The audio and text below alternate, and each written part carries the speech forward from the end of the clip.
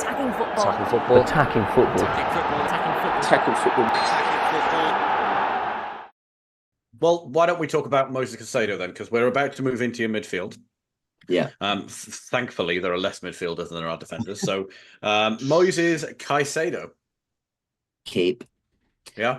It's going to become very keep-minded, I think, with this section. But Caicedo, I think, don't get me wrong, massive payment, massive overpayment in terms of pretty much what you're paying at any point in this point of view. But I also just do think he is exceptional. Okay. I think he's such a rare sort of mold of everything in midfield. I think he's got dueling abilities to be that six, maybe not the out and out six, but he's got that sort of dual capacity and defensive ability. He's also amazing on the ball. His sort of passing range is so underrated. His ability to carry the ball. He's not the finished product either. Last year completely went under the radar. Like the first few games of the season, everybody sort of jumped on him.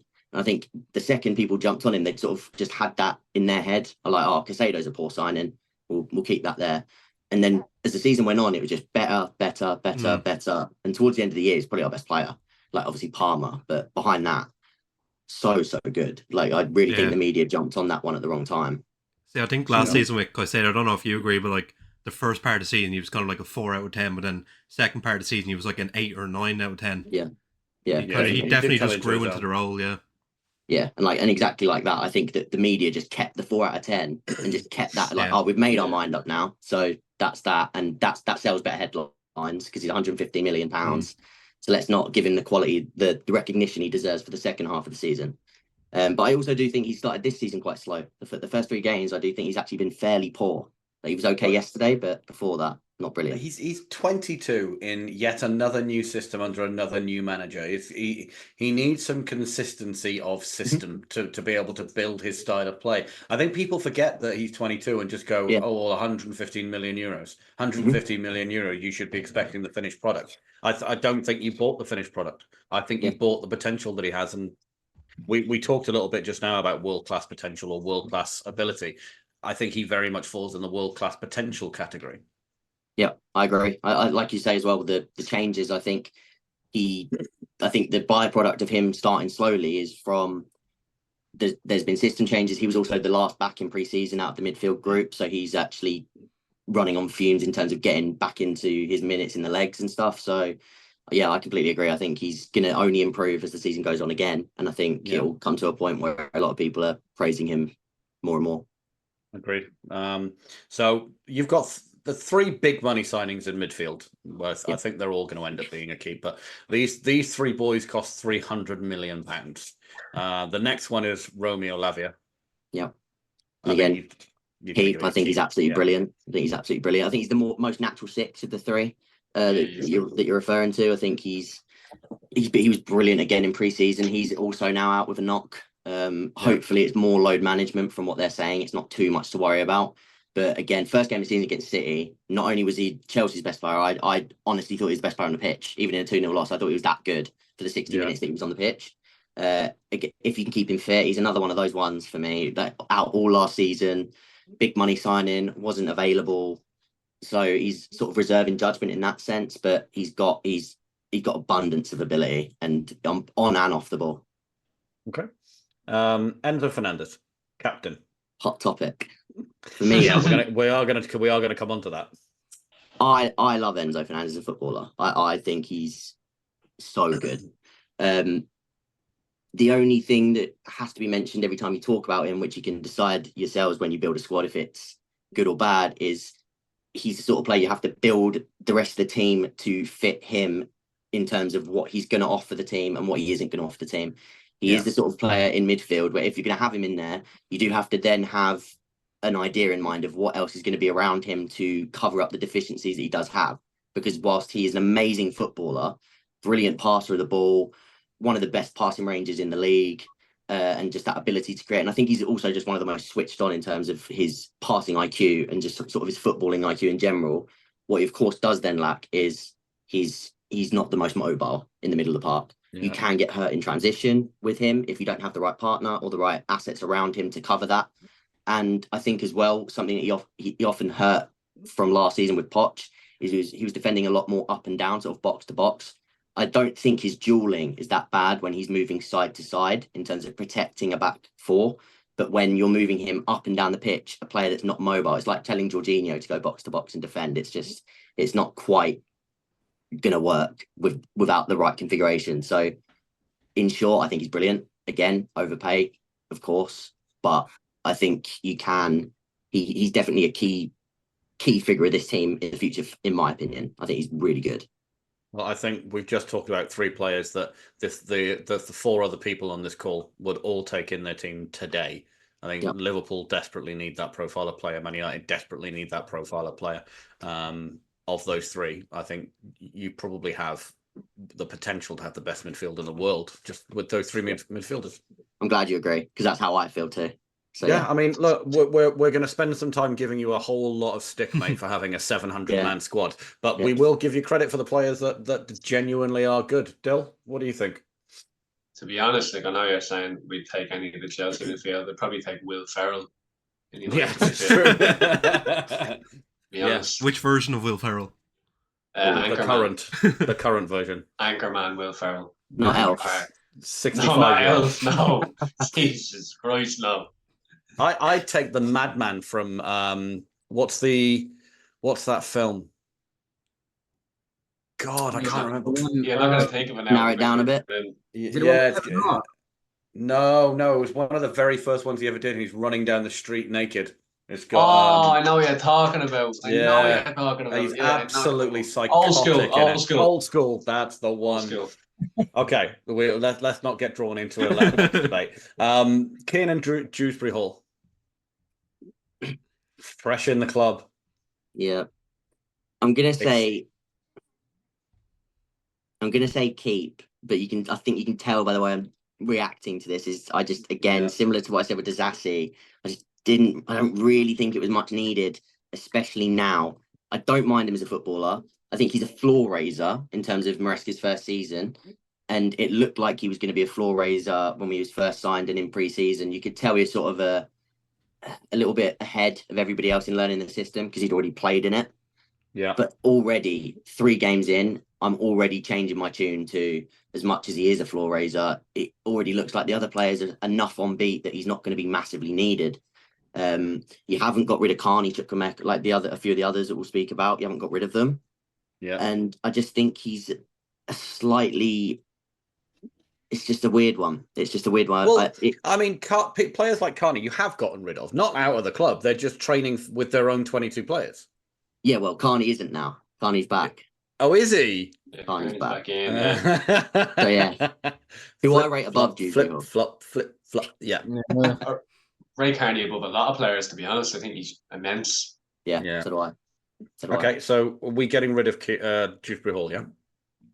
I did. It's tough. I said keep, but I think if I had the choice of like building my midfield, I don't think it was needed. So if you're calling that a sell, then sure. He's only been there a week, bless him. That's what I mean. That's why I don't want to sell him for that reason. He's still in the house already. Hacking back to Leicester. Well, we just mentioned him. So Carney, Chukwuemeka. I would have loaned him out this year. Again, this is on pre-existing things. So if Dewsbury Hall hadn't have came in, then it may have changed things. But on the basis of Dewsbury Hall, had he been there, I would have loaned him out anyway. He's the sort of player, like you've said.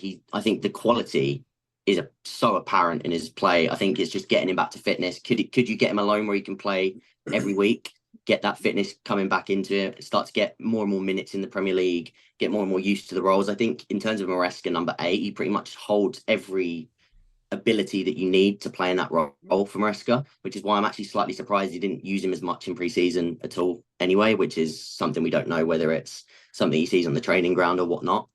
But I'd say loan for Chukwuemeka just because I believe so much in his ability that I don't want to sell him.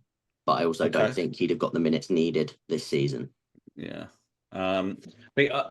We're going to talk about a young 21-year-old Italian midfielder now, and I don't really know if he's even in your squad. I don't think anybody really knows. He's come back today. He's come back. How do you pronounce his name? Is it Caesar?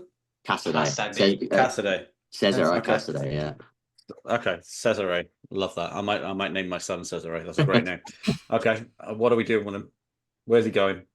I would sell him if you can get if you can get a good fee. Again, it was one of those sort of similar things to a few of the other players that you'd signed at a relatively low fee, with the idea of they're either gonna really take off and actually prove themselves in the squad to the point where they can at least take a squad role, which it looks like he's actually going to take until at least January this season now. But like I said, if you can get a tiny bit of profit back on what you paid, because it looked like a lot of Italian clubs are actually in for him this summer, then yeah, he's a sell for me. It's not that I don't rate him at all, but I just think that we've got midfielders that are far more talented than him. Okay. Speaking of midfielders more talented than him, Cole Palmer. Oh, that's a tough one. No, It is. We're going to keep him. We're going to keep him. I mean, I love the fact that he's coming into the sort of central this year. I think that's his better role. He did play off the right for the first game, maybe 2 games of the season, but against Servette, and then yesterday he has been moved again centrally into the number 8, the right-sided number 8, which again, when Maresca joined, that was where I sort of earmarked him to play. That, in my opinion, is his best position on the pitch. I think when you have a proper touchline winger outside of him, I think the possibilities that you can use with Cole Palmer is endless. I think it's a waste putting him out wide to only be involved in 1v1 situations in attack when he's got so much more to offer than that in terms of dropping deep, finding progressive passes through the lines. He's one of those players that you just want to give him touches of the ball. And I think if you're a team that are struggling to get the ball out to the wingers, he's the man that can actually get it out into that area. So yeah, I love the fact he's come into that area of the pitch this season. And I think he's actually going to thrive. I said it at the start of the season. I want to put it on here now as well. His goals are not going to be anywhere near what he was last year. But I think his assist numbers, and I've already been proven right with this so far with 4 in his first 3 games, I think they're going to go through the roof. I think he's going to be the primary playmaker of this Chelsea team. Okay. So less goals, more assists. I mean, he scored a lot of penalties this season, which I don't think you're going to get. The penalty laws have been toughened up this season. He's not going to get those this season. I mean, yeah, by virtue of that, I think his goals will drop. But yeah, I think he's probably the most creative player in your team. Yep, agreed. Okay. Christopher Nkunku? He's key. This one is more controversial, this one, isn't it? Yes, and I've seen a lot of it come out today, actually, which is strange. But I would say keep, purely on the fact that he's versatile and he gives you sort of cover in every position of the pitch in attacking areas. He's also our best finisher at the club, I would say. And he's a bit of experience that the club is lacking. Again, it's easy to be experienced in this Chelsea team because you only have to be sub 25 or plus 25 and you are automatically one of the most experienced players in the squad. So I'm not saying it's a massive accomplishment for him to be in one of the most experienced players in the squad, but that in itself, and the fact that he is a prolific goal scorer when he finds himself in and around the box, again, if he can keep himself fit, which he didn't manage to last year, can be a big asset for the team. So I would say keep, but I have seen a lot of turmoil today on people already sort of swinging back towards the sell side. So yeah, it's going to happen. Yeah, that happens literally. Look. Yeah. Okay. We're going to move into your forwards now, and we're grouping left wing, right wing, centre forwards, kind of together as forwards. You made some moves in the market this summer that have baffled most of us, I think. A lot of players that have come in that I don't necessarily think you needed, but let's go through them anyway. Let's see if you agree. Let's start with Mudryk. Yeah, you going to cut your losses? Not yet. He's on his last chance for me. I said it at the start of the season. I think this was his year. I think he's finally got a manager that is, whether it works or doesn't work, you're going to know whether it's a Mudryk problem or a managerial sort of technical problem within the team.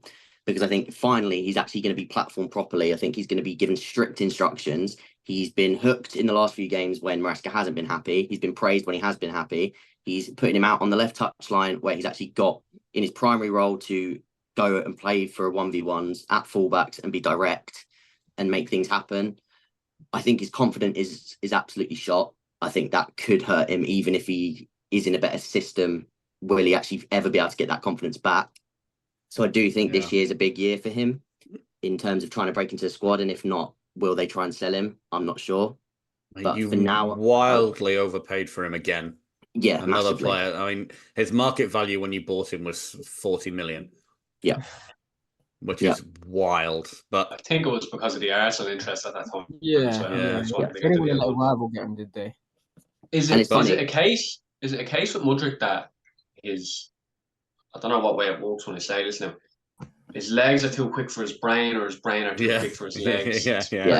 Because it seems like he has the right idea every time he gets the ball, and you can see that he has technical quality. But sometimes it's like one or the other are letting him down. Yeah, I It's agree. clear he has talent. Yeah, and that's my biggest worry with the whole sort of selling scenario of him next year. He's another player, sort of like I said with Reece James. I wouldn't be surprised, not to the level of Reece, but wouldn't be surprised if he went off to an Arsenal at the end of this. If Arteta said we'll take him for a cut price, and then he just smashes it because they sort of bleed him with the confidence he needs. And I do think he's a massive confidence player. But yeah, I do massively agree with what you said. I think he was bought at a weird time. He's 23, but he's actually got such laboured sort of senior experience. He's barely touched senior football before his sort of Shakhtar days. It was very minimal before he came to Chelsea. And you can tell that when you watch him play football. A lot of the time he is being instructed on where to be. He's the odd one out in that sense. He doesn't look like he knows exactly where he needs to be on the pitch. And it does look second nature to him to almost do things in a strict and confined sense of where he's being told to go. I think when he's playing free and he's confident, and that's why I quite like the idea of putting him out on the wing and telling him, look, when you get the ball, just be confident and go 1v1, and it'll start there and then start to platform his confidence off of that. I think that's the best way to go about bringing a revival for Mudryk, but he's so up in the air right now. And as you've rightly said, a massive overpayment. So at some point or another, you have to make the decision on what you're going to do, because otherwise that value is just going to continue to depreciate. I think that's probably going to be your major concern, is how much his poor performances are impacting his saleability. Yep. Yeah. And there's not much else you can do, unfortunately. No. Okay. You need to keep him in the shop window, don't you? That's the thing. Yeah. Let's move on to one that I think baffled, or certainly me and Dylan. I know we were confused about this one. João Felix. What on earth? He went to Atletico. He kind of did okay for a really big fee. Went to you on loan, didn't do so great. Went to Barcelona on loan, didn't do so great. And you've bought him. Yeah. Why? Right. Well, it seems it was the Gallagher situation. Clearly, PSR needs to get Gallagher out. Omarodian didn't go through for whatever reason. Injuries. They found something they didn't like. The tables were turned, whatever. So the only way they were going to take Gallagher is if we took somebody off them. They previously liked João Felix.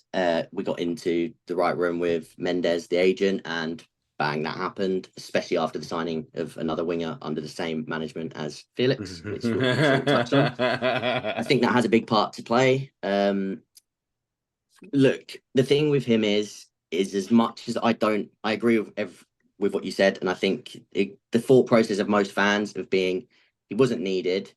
He isn't a profile that we don't already have. He won't be starting. He's not been bought to be a starter. He will be a bench player, and he'll have to play his way into the team at an exceptionally high level to actually beat players into the team that are ahead of him. But as a fan, I know you said he wasn't great for Chelsea. When he joined, I don't know if it's because we was just in such a rough patch. I loved him. And I think it's just because he's that sort of player that gets you out your feet. And I think at the time at Chelsea, it was the Potter, sort of the back end of Potter. Lampard had just come in. It was our work. We finished 12th that season. Like, a lot of the signings weren't doing very well. That was when Enzo joined. I think the whole Enzo and Felix at that same time, I think a lot of fans fell in love with that sort of duo, and he was sort of just getting fans happy to watch them play, and fans are excited to watch him play. So I think I've got that fan romanticism with Felix of, I like him at my club because I liked him at that time. Do I think we needed him though? No. I think it's if you really boil down to it, it wasn't you didn't need to go and pay that money for him. So no. I agree with what you guys say. Scott, what did you make of the Felix transfer? Because Dylan and I were both very vocal. Yeah, it just didn't really make sense with Chelsea's squad. Like, where does he fit? Like, because they already have so many talented players in the position that he plays in. So, like, you're kind of throwing some of them out to fit him in, or you're just buying them for the sake of buying them. Yep. I mean, he's in danger of that dastardly tag of failed wonder kid. He's not too far away from that at the moment. which is a shame because he is prodigiously talented. But Yeah. the next player on my list, I'm going to skip and leave till last I know because I who think it is. I'm going to go to Pedro Neto, who I don't know if you saw it, Connor. We did our Premier League predictions a few weeks back. Myself, Scott, Dylan, and Paddy, who I'm sure you know. And I think it was a general consensus across the board that Pedro Neto was going to be our flop of the season. Ooh, okay. For correct reasons, though. Yes, Yeah. because, Okay. Yeah. because we don't think he'll play. I don't think he'll stay fit for the season. That's fair. Yeah. That's fair. So straight away, my instinct of, I would say, I mean, Keep's obvious, I think, but I think he's a ridiculously talented footballer. And I actually think of the signings that we made in attack, he is the one that makes the most sense stylistically of what we needed. A 1v1 direct winger that suits Maresca, who's going to track back and has defensive capabilities as well as forward capabilities, can go both ways and sort of just adds all of that. But yes, fully agree. He's another issue of can you keep him fit? And when you've already got players that are already causing these issues, I mean, I've already said this about 3 or 4 players now. I think you should have signed some physios this summer. Yeah, I mean, yeah, that would have been nice if we can get a working medical team. But yeah, the Neto one, I think it's brilliant if you keep him fit. I think it's like one of the best signings for us this window. Yeah. But I can fully understand because again, he's got history of injuries, and if you can't keep him fit, what's the point? Exactly. Yeah, exactly. Okay. Noni Madueke. Keep. Massive keep. I'm a huge Madueke fan. I was absolutely gutted when it seemed like they was gonna sell him on to Newcastle. It seemed at one point like there was almost encouraging bids for around 30 to 40 million, at which I was absolutely baffled. He'd been one of our best players in pre-season. He is the exact mold of a Maresca winger down to the T. He fits every single thing that Maresca would want. And then his form, it was only after his hat-trick the other day that it came out that, the board aren't actually thinking of selling him anymore. So it's almost as if he scored a hat-trick and they've gone, this guy's all right, actually. Let's keep him. Like, I honestly wonder if your board actually watch football sometimes. It would have really worried me if we'd have gone and sold Madueke. That would have been a huge sort of, because I'm quite optimistic, I'd like to think, but that would have really set me the wrong way, because I think there would be absolutely no reason to sell him at that price, especially. Absolutely none, because he's perfect for this team. Okay.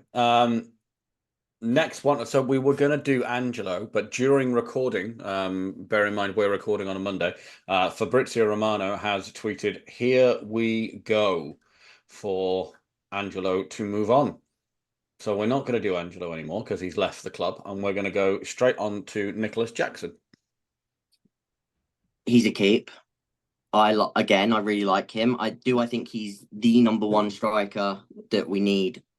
I don't think he's the only thing that we need. So I think we should have addressed a box dominant striker. I think we needed another piece on top. For me, the squad lacks a physical bully type box dominant player in terms of because especially if you're a team that focuses on keeping the ball, building teams backwards, and then playing against the low block.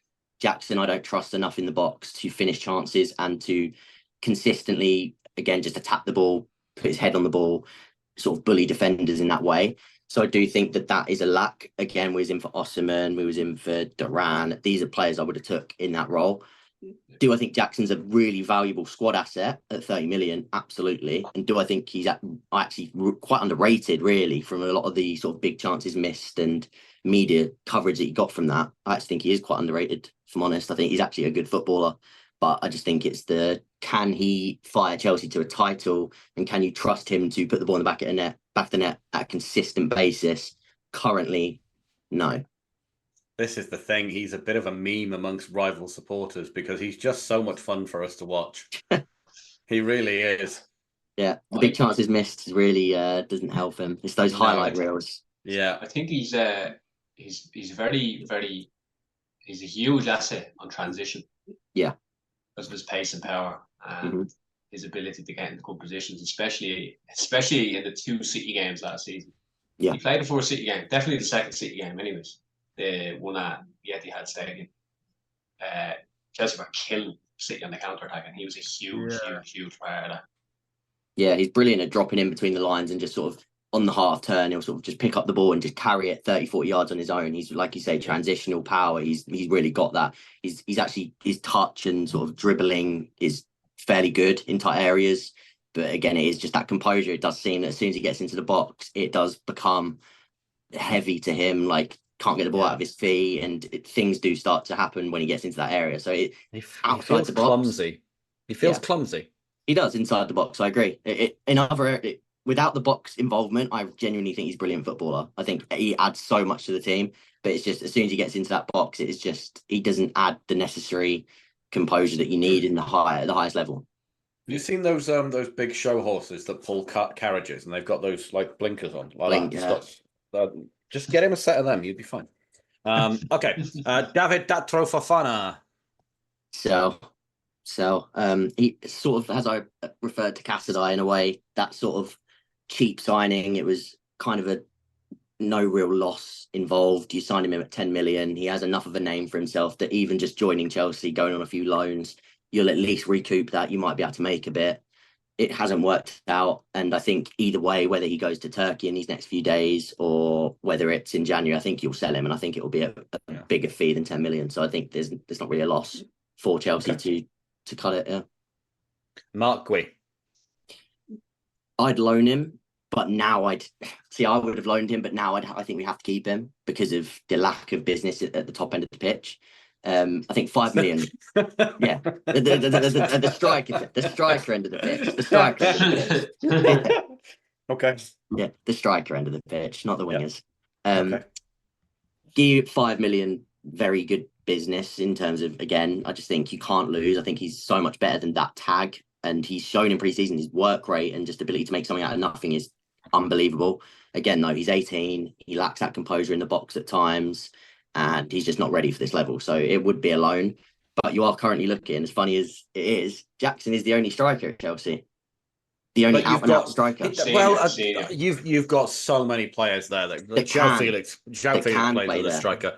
He's more of a centre forward than a striker. Same as Nkunku. And Nkunku can as well. There's so many players there that can play as either a false nine, as a 10, or as a striker, as kind of a secondary skill set. I agree. Yeah, I actually think Nkunku will end up getting more minutes in that area of the pitch now than he actually will in the sort of number 10, number 8. But my point with it is that Jackson's the only complete sort of number 9 that you've got. He's your second. And even then, Jackson isn't offering you the out-and-out number 9 assets that I just listed. He's not your box poacher in terms of clinical finishing in the box. He's not the bully type in the box, and he's not brilliant in the air. So Guiu, at least, as much as I don't trust his composure either, he's at least a bit more, he's a bit bigger, a bit more built, a bit better in the air, like attacking the ball and using his body to sort of defend and bully defenders. So let's see, but I would have loaned him. Okay. I mean, it's a difficult one, but I think we're about to get on to the most difficult one now. Jadon Sancho. Yeah. We've kept Jadon till the end. I thought that was the one. Yeah. I'm just checking. I'm just checking something. Right? I think Jadon Sancho is a massively, massively talented young man. He is everything that you could want in a winger, with the exception of some pace, because I don't think he's got that. No. But everything up here is gone. He got no work ethic. He's got no ambition, no drive. He's just got nothing there. And getting him out of our club is probably one of the best bits of business that we did in the entire transfer window, which brings me on to why on God's green earth have you taken him? Yeah. You've done us a favour, but why? And when you saved this, I also sort of saved a part of Felix, because I want to merge them. So the reason I think we've gone for both Felix and Sancho is purely opportunistic. I don't think either of them are needed. Yeah. I don't think either of them start, and I don't think either of them you would care about enough whether they're here or not. I don't think if we didn't sign them, I don't think there'd be massive uproar. Put it that way. But 20 million to 25 million for Sancho. 35, I think it's 40 for Felix. Yeah. If you look at their tags beforehand, you're talking £100 million players. I'm not saying at the time when they were bought that they were £100 million players, but you're talking the upper echelon of closer to £100 million. If you're looking at them and you think you've got a coach in Maresca that you trust, you think that you can do something with that talent that is clearly there, as you just said. Can you remotivate them? Can you give them a second lease of life? Can you get that talent to at least show to the point where you appreciate their value, not to 80 to 100 million, but can that opportunity be something to you? I don't think the gambles are bad. What I will say is I definitely don't think you need to take it on both. I think if you're going to take a gamble, you absolutely just pick one and take the gamble. I think you're putting eggs into both those baskets is pretty much ready to have eggs splattered on your face if both of them turn around and just do nothing. Because you're kind of making Todd Bowley sound like a used car salesman here, where you buy a cheap banger, you do it up a little bit, give it a fresh coat of paint, and sell it on. There's a few players where we've gone, well, we've bought them for not very much, and we can. Is that kind of what you're thinking with Jadon Sancho here? Is it just we'll take him because he's cheap, we'll give him a couple of seasons, see how he does, and then we'll flip him on for a bit more money? I think the view is that Maresca likes him. Maresca worked with him, and Maresca likes him. I think Maresca will use him. I do think that if Mudryk doesn't improve slightly, then you'll see Sancho starting a lot on the left for Chelsea, especially if Neto's injured, as a lot of you think is going to happen. Sancho actually will get minutes. If he's really good and to the point where he actually does find a bit of a motivation, like you said, that's all gone. If he actually feels sort of reinvigorated at Chelsea and something happens, then you've got a player there. If he doesn't hit the ground running, but he does, obviously he's still getting some minutes and he's Dortmund then come in and you can get more than 25 million for him, then you've still made a profit. Unfortunately, I think that a lot of people are I think the thing with the Chelsea board, whether it's moral or not, is if they see a deal that they think they can make at a minimum a profit and at a maximum they become a big player for the team, I think that for them is enough to make that deal happen. Whether it's excessive is, of course, something for another day. That's a different conversation. But I think their way of business is, can we get a player where it's more or less a win-win? And I know that sounds silly. Would you keep him? Actually, no, different question. Would you have bought him? No. Do you want to keep him? Sorry, Dill. Yeah. You do want to keep him. Fucking, of course you do. Sorry.